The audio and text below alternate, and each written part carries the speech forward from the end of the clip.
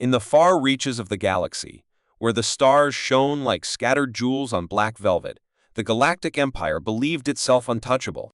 Its ships patrolled space lanes like silent titans. Its colonies stretched across hundreds of systems, and its technology had surpassed that of most known species. For millennia, it had absorbed civilizations, rewritten cultures, and erased rebellions before they could fully rise. To the Empire, peace was not a dream, it was enforced silence. So when the long-range sensors of an Imperial exploration ship picked up an unfamiliar signal from a quiet corner near a star-labeled Sol, no one gave it much attention. Another primitive world, perhaps. Another species to study, document, and eventually bring into the fold. That was the assumption. That was the mistake. The exploration vessel, Virex Colin, was equipped with the best scanning tools and led by an experienced commander named Lord Tavin. He had cataloged over 20 civilizations and never once encountered anything remotely threatening. His confidence was calm, almost sleepy, as the ship adjusted its course toward the third planet from the star, a blue and green orb called Earth. The initial data was strange. The electromagnetic signals were old and chaotic, filled with overlapping languages, music, and strange things called movies. The planet appeared advanced, but not alarmingly so. No warp trails. No signs of artificial gravity. A level 4 civilization, maybe certainly clever, but not dangerous. As the Virex Colin approached the outer edges of the system, everything seemed routine until the ship's sensors picked up an object. It wasn't a planet or a station. It wasn't broadcasting any known signature. It floated between Mars and Jupiter like a shadow hiding in the emptiness. The object was large, so large that it confused the scanning systems. It seemed to exist and not exist at the same time. Its edges blurred, its energy readings flatlined. Lord Tavin ordered the ship to stop and rescan. The data that came back was impossible. The object had no propulsion system, no life signs, no weapon signatures, but it was moving slowly, calmly toward them. The commander felt the first cold flicker of unease, and he wasn't alone. Across the bridge, his crew leaned forward, eyes narrowing, fingers frozen above their consoles. The object moved without speed. It simply was in one place, and then another, like a glitch in reality. One moment, it was 300,000 kilometers away. The next, it was only 50,000. Panic began to crawl in like a cold wind through a broken window. "How is it doing that?" someone whispered. Tavin didn't answer. Instead, he ordered the ship's defense systems to stand by. They were standard protocol meant to protect, not provoke. But the object didn't respond. It only came closer. Then, as if hearing their thoughts, it stopped completely. For a full minute, nothing moved. The crew watched the dark shape hang in space like a sleeping god. The scans still returned nonsense. No energy, no sound, no heat. Just mass that didn't follow physics. Then the main screen flickered. A message appeared. Not an attack. Not a signal. Just a simple text line, written in perfect galactic standard, as if the being knew their tongue long before meeting them. "We see you." Silence gripped the room. No one spoke. No one breathed. The message pulsed once, then disappeared. The object vanished from view. Not with a jump. Not with light. It simply blinked out like a candle in a storm. The next hour was chaos. Tevin ordered every scan imaginable. Nothing. No trace. The starfield remained untouched, as if the thing had never been there. But the ship's records still held the message. The sensors still recorded the approach. It was real impossible, but real. And then, as the crew began to calm, the proximity alarm shrieked again. The object had returned. This time, it wasn't in open space. It was beside them, right outside the hull. The screens showed a massive, silent structure, its surface black and smooth like obsidian, yet shifting as if alive. Lights traced along its skin in patterns they couldn't decipher. Tavin's hands trembled as he ordered a full lockdown. The object still didn't attack. It only sent another message. This time, a video. A human-faced female, calm, brown-eyed, stared directly into the lens. She spoke with a soft voice, in fluent Galactic standard. "I am Commander Elaine Kor, representing the Terran Peace Observation Vessel, Oblivion's Edge. We are not here to harm. We only wish to watch. To see what you do next." The message ended. No explanation. No threat. Just a statement and a choice. Tevin tried to reply. The signal bounced back, blocked. The object had already left again. Back at the Empire's capital, news of the event spread like fire. At first, the Council dismissed it as a malfunction, but then the ship's logs were reviewed, and the footage analyzed. The Empire's greatest scientists couldn't explain what they saw. A ship with no engine. A movement with no path. A message with no origin. They debated in private chambers and whispered behind locked doors. Could this be a test from an ancient race? A trick by the rebellion? Or were the humans real? The name Oblivion's Edge was spoken with both curiosity and fear. Across military channels, quiet orders were sent. Probe Earth. Observe humanity. But under no condition should they be provoked. Not yet. Not until they understood what they were dealing with. For the first time in centuries, the Galactic Empire paused not because it was attacked, but because something had simply appeared. It had looked at them, spoken a single line, and vanished. That night, on 100 worlds, quiet questions began to stir. Who were the humans? And why had their ship, alone and silent, made the most powerful empire in the galaxy feel so watched? Across the vast networks of the Galactic Empire, a single phrase began to spread in quiet reports and encrypted channels: Oblivion's Edge. The name carried weight now, though no one fully understood why. It was not just because the ship had appeared without warning or that it had vanished just as easily. It was the way it had done it, effortlessly and without leaving a trace. Science officers in distant outposts tried to recreate the scans taken by the Virax colon, but all attempts ended in failure. The original data could not be verified because the readings were broken, literally corrupted, the moment they were transferred. It was as if the ship itself rejected being recorded. The most advanced AI systems tried to analyze the brief message from Commander Elaine Kor, but even the voice patterns and visual feed were unreadable beyond surface level. It was there, but not there, like something behind a one-way mirror. The message had been received, yes, but no one could trace its origin. The ship had no drive signature, no warp trail, no gravity signature, and most disturbingly, no mass reading. One of the Empire's physicists described it as a shadow pretending to be a mountain, and the phrase stuck. Fleet commanders who once laughed at rumors of impossible ships now reviewed the Oblivion's Edge file in silence, frowning at the lack of detail and the cold chill in their chests. Meanwhile, patrols were quietly redirected. Probe drones were sent toward the Sol system, disguised as meteors, hoping to go unnoticed. None returned. One by one, they vanished from all systems. No explosions, no debris, just silence, as if they had never existed. The Empire's Information Bureau began restricting access to any mention of humans or Earth, fearing unrest or curiosity among the citizen species.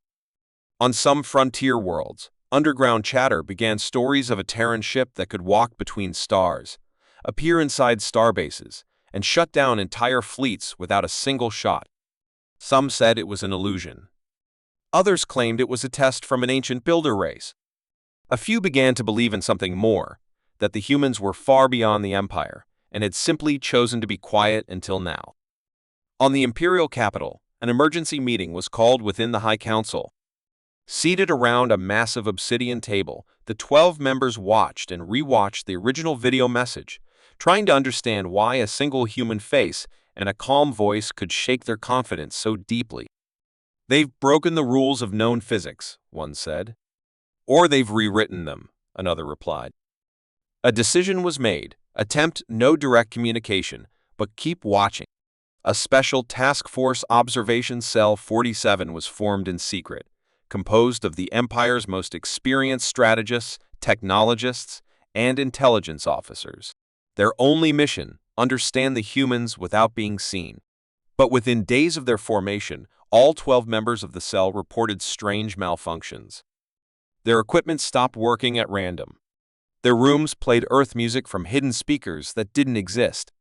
In one case, a report was filed that a team member's mirror briefly showed the face of Commander Core, smiling calmly before vanishing. Though officially denied, the reports leaked to inner circles, and the word began spreading again, this time with urgency. The human ship wasn't just watching. It was already among them. 1 week after the initial sighting, an entire data relay station on the edge of Empire's space went dark. It was one of the largest, responsible for handling communications across 62 systems.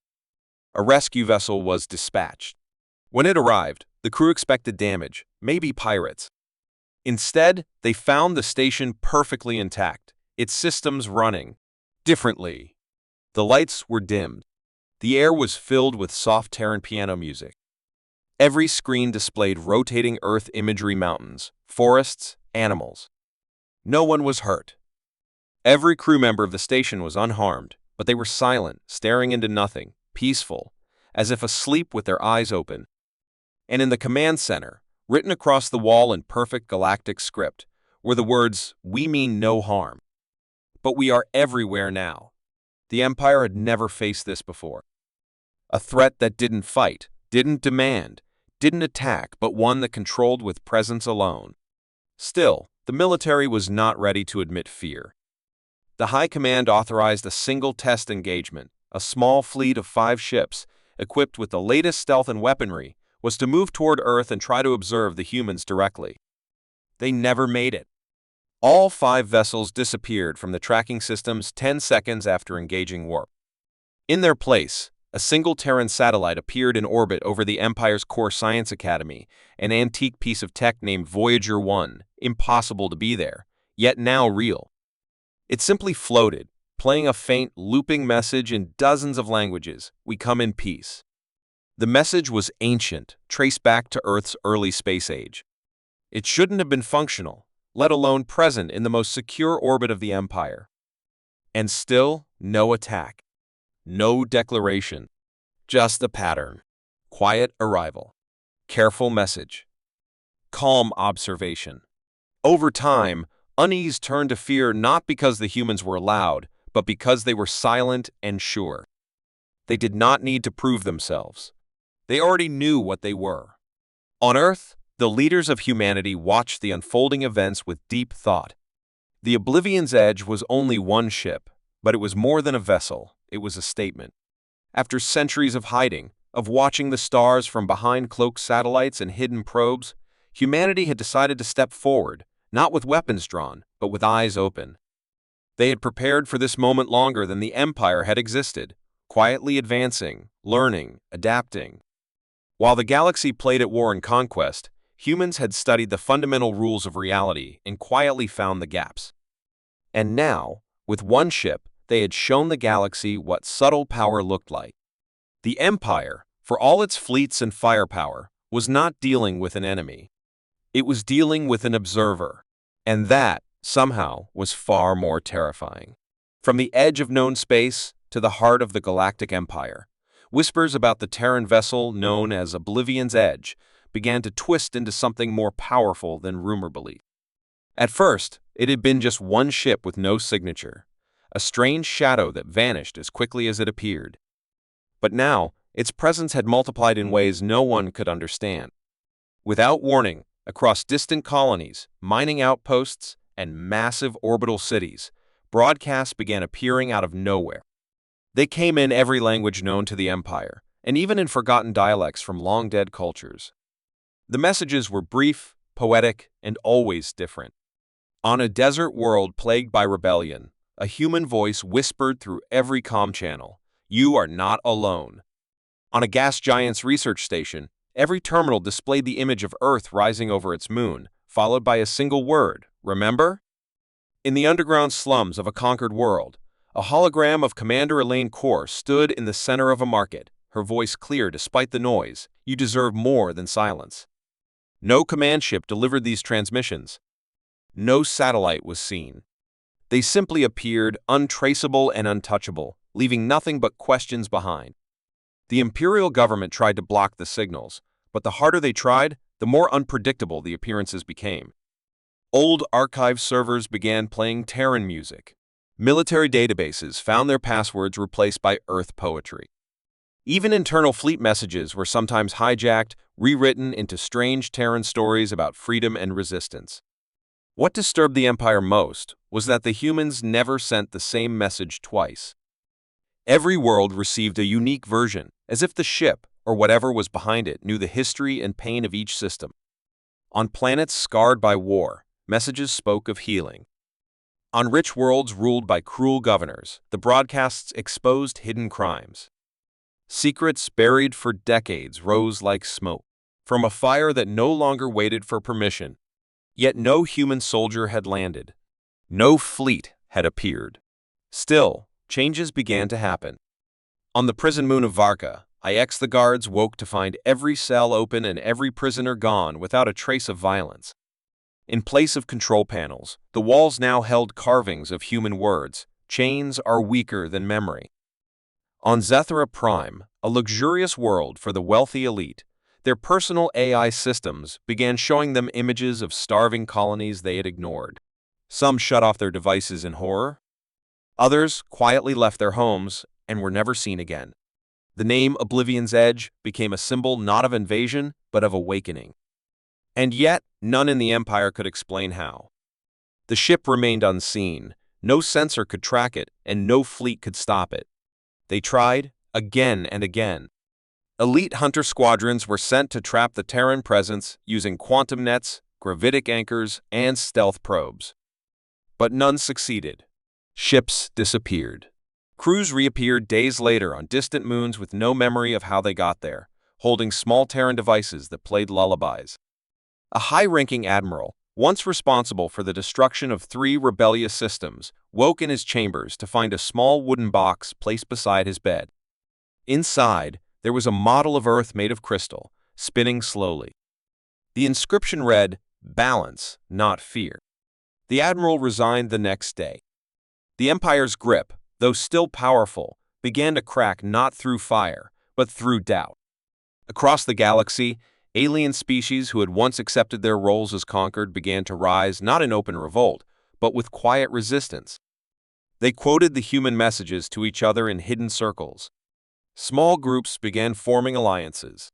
Trade between systems once isolated by imperial decree resumed, not through official ports, but through secret human-designed comms left behind like digital seeds. No one knew how the humans had reached so many places. Even more frightening, no one knew if it was just the Oblivion's Edge doing it alone or if Earth had sent more.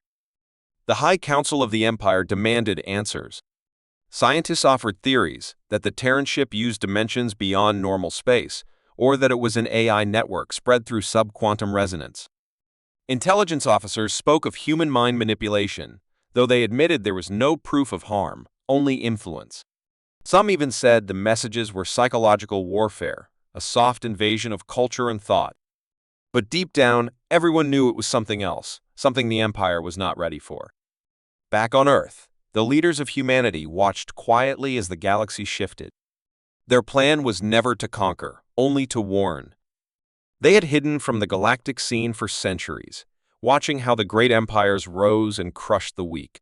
They had studied how power worked, how control was maintained. But unlike the others, humanity did not want a throne, they wanted to break the cycle. The Oblivion's Edge was their message written in silence and shadow, carried not by armies, but by truth carefully released. The ship, despite its power, had not fired a single weapon. It had only spoken, shone, and vanished again and again. Yet with each appearance, the foundation of the Empire shook a little more. Some within the Empire began to question their purpose. A few defected quietly, carrying information to unknown places. One governor opened his archives to the public, revealing centuries of imperial cover-ups. He disappeared soon after, but his data spread faster than the Empire could contain it. Even young cadets in military academies whispered about Earth in dormitory shadows, wondering how a single planet could send one ship and yet challenge a galaxy. It wasn't the technology that frightened the Empire, It was the understanding that the humans didn't fear them. Not their fleets. Not their weapons. Not even their history. The humans had come not to fight, but to reveal, and now the galaxy was listening. And somewhere, deep in the void between stars, the Oblivion's edge drifted silently, waiting for the next moment to speak again. I, in the heart of the Galactic Empire, beneath the cold metal sky of the Imperial capital, the Emperor sat alone in his chamber, staring into a wall-sized display of stars that offered no comfort.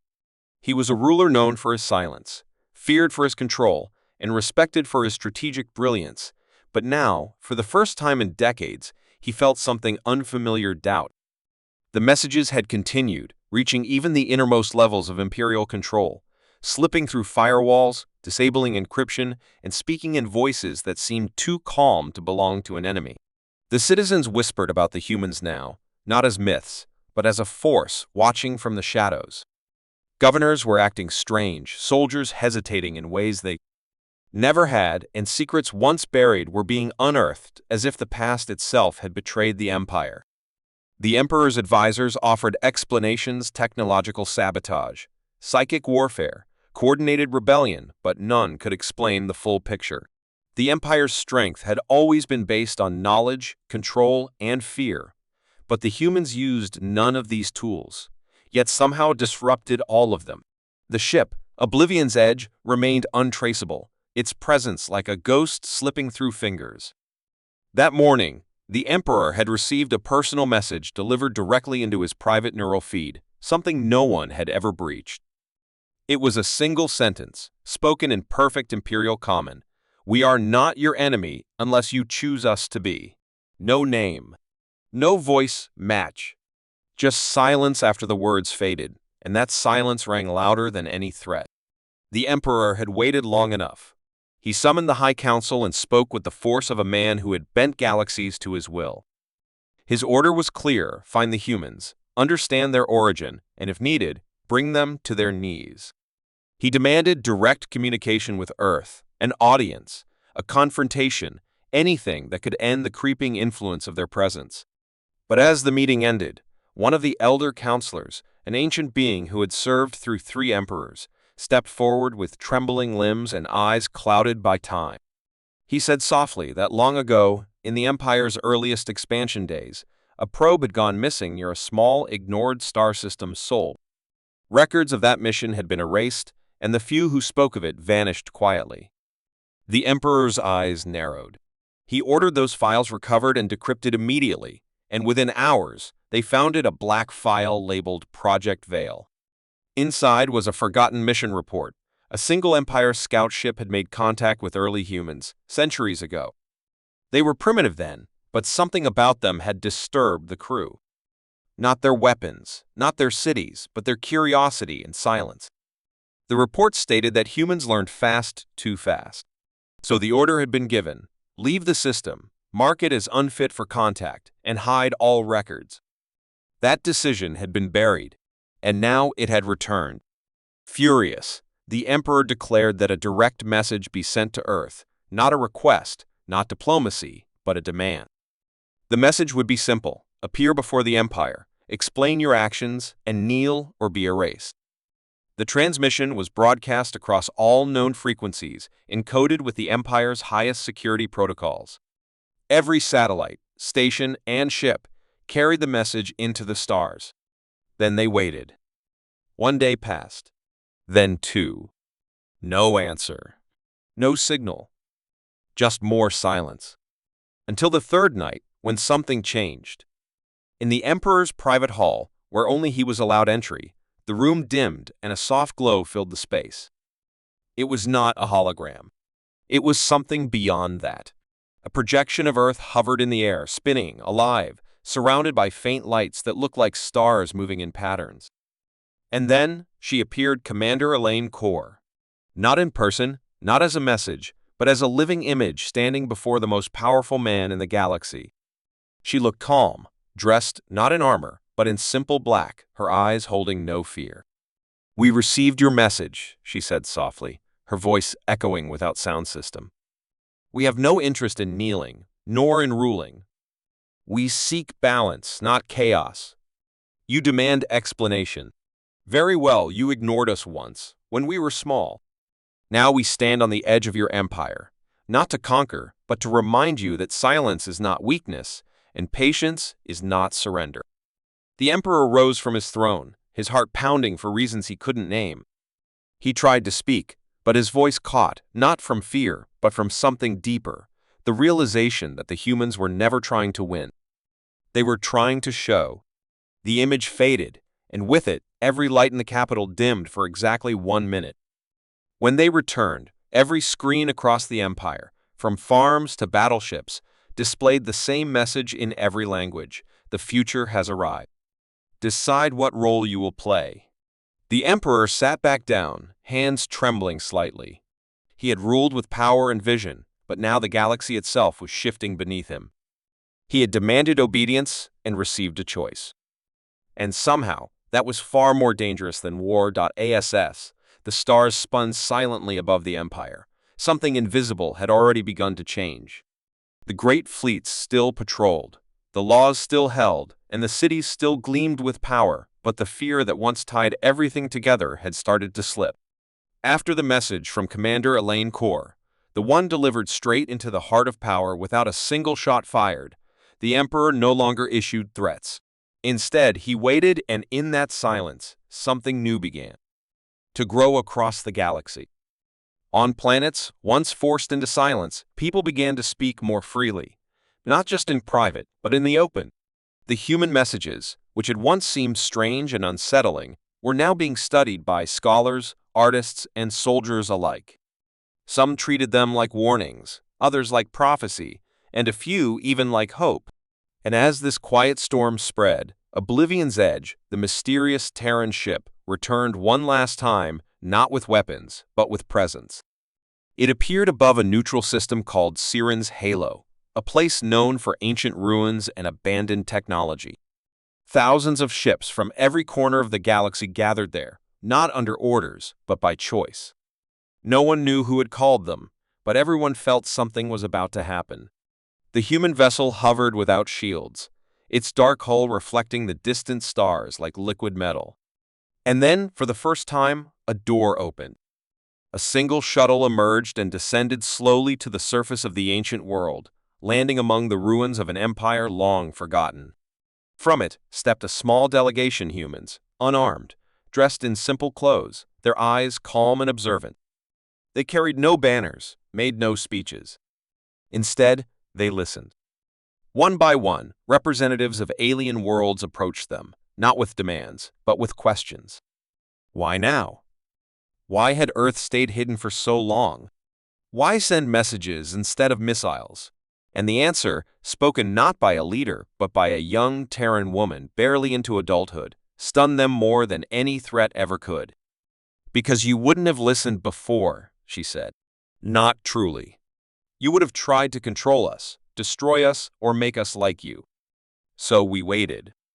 And now, we ask not for surrender, not for power, but for change. Her words rippled through the gathered leaders, and even the Emperor, watching from a distant palace through secure feeds, felt the weight of them. He had spent his life building a future of control, but here stood a species that offered a future without chains. The Empire's greatest fear had never been Earth's strength. It was Earth's refusal to follow the script. In the days that followed, treaties began to shift. Small powers once ignored now found voices. Technologies the Empire had kept hidden were released publicly by human data bursts. Ancient knowledge lost to war and time was restored in perfect clarity through Terran archives. Earth did not take planets or demand loyalty. Instead, it gave something far more dangerous: freedom of thought. Slowly, the Empire's grip loosened, not through force, but because its people started wanting something more. On worlds where rebellion had once meant death, now it meant dialogue. On stations once ruled by hierarchy, new leaders rose through ideas instead of fear. Some within the Empire resisted. A few admirals declared war on Earth and vanished into the void, never returning. Others tried to control the spread of human influence, but it was too late. Earth had not invaded, they had rewritten the code of the future itself. One day, the Emperor stood alone in his tower again, watching a broadcast of children from 10 different species playing together in a learning center built with Terran designs. No guards, no walls, just light, air, and laughter. He realized then that history had already moved beyond him. In choosing silence, Earth had forced the galaxy to speak. In choosing patience, they had exposed every crack in the system. And now, without lifting a single sword, they had changed everything. The final message from Oblivion's Edge arrived quietly, days later, and was the shortest of them all. It appeared on every screen, in every home, and every mind tuned into the new pulse of the stars. The future belongs to those who imagine more. Then, the ship was gone. Some say it returned to Earth, others that it moved on to another galaxy. But its impact remained like a seed planted in the heart of every world that had once been silent. And though the Empire still existed, it was no longer the same. It could not be. Because one ship, one message at a time, humanity had done what no fleet, no war, no rebellion ever could. They had rewritten the future.